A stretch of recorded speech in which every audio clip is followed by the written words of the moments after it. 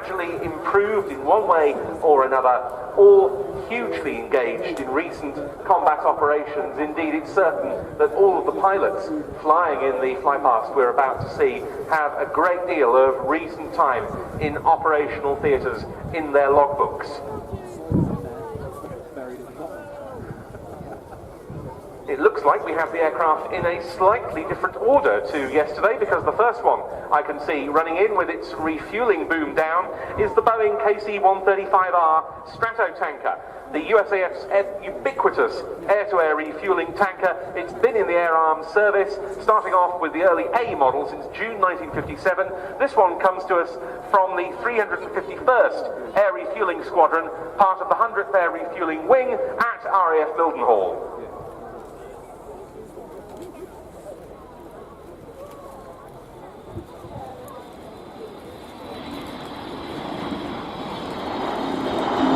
The aircraft able to offload up to 200,000 pounds of fuel in the course of one mission, recalling the unit's heritage as the 100th Bomb Group flying B-17s from the UK during World War II.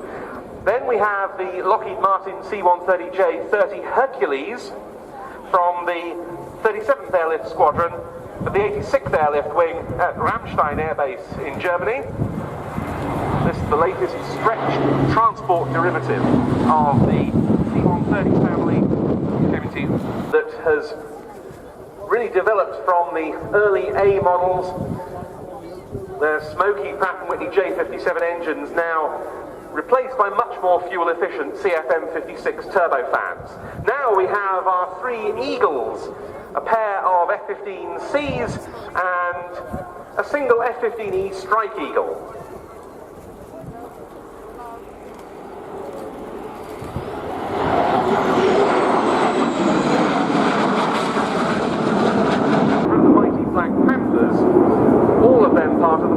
Fighter wing, the Liberty wing, with the Statue of Liberty in its emblem at RAF Lakenheath in Suffolk.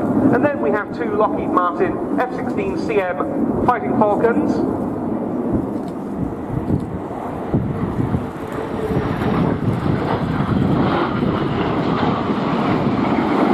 On the fuselage sides for increased range. Strike Eagle's first flight was in December 1986, and deliveries to the US Air Force began a couple of years later. Here come the F-15Cs of the Grim Reapers once more.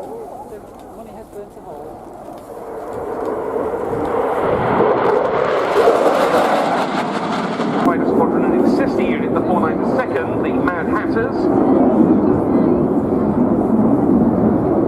F-15E proved its multi-role attributes during the First Gulf War, which saw its combat debut when one of them scored an air-to-air kill of a helicopter. Only this June, an F-15E shot down a UAV of pro-Syrian government forces that had made an attack near coalition forces. The 480th Fighter Squadron, the Warhawks, are currently at RAF Lakenheath for a period of joint training which will last several weeks, and they are running in from the right now. Mark, we remember with this formation Flypast by the various USAFE fighters the history of these types in the US Air Force, but also the long history of Anglo-American cooperation in air power. Yeah, in particular in World War II, when there were a number of Americans that were flying with the Royal Air Force in the early 40s. The Air Ministry at that stage, in particular the Eagle Squadrons. In September 1942, the Eagle Squadrons were transferred to the United States Army Air Force, and at that point the squadrons became known as the 334th.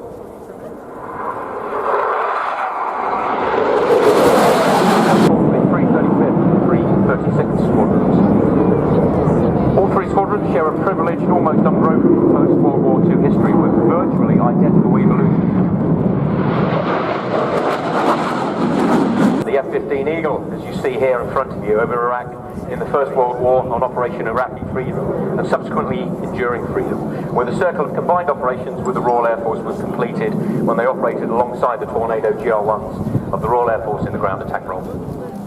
Yeah, those squadrons as F-15E operators stationed at Seymour Johnson Air Force Base in the United States.